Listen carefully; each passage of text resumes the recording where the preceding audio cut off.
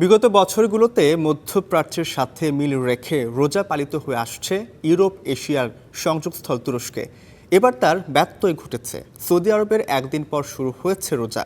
রমজানে বিদেশি পর্যটক ও কর্তৃপক্ষের নানা আয়োজনে অন্য শহরের তুলনায় মোহনীয় পরিবেশ তৈরি হয়েছে ঐতিহাসিক শহর ইস্তাম্বুলে।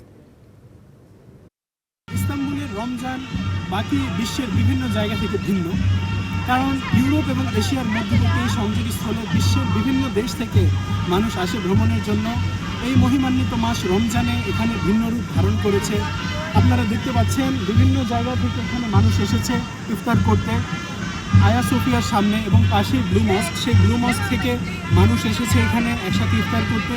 ইফতারের পাশাপাশি এখানে রমজানের যে তারাবি এবং মুসলমানদের ধর্মীয় যে অনুভূতি সেটা দেখার মতো সবাই একত্রিত হয়ে মিলেমিশে এখানে তারা রমজানকে উদযাপন করছে।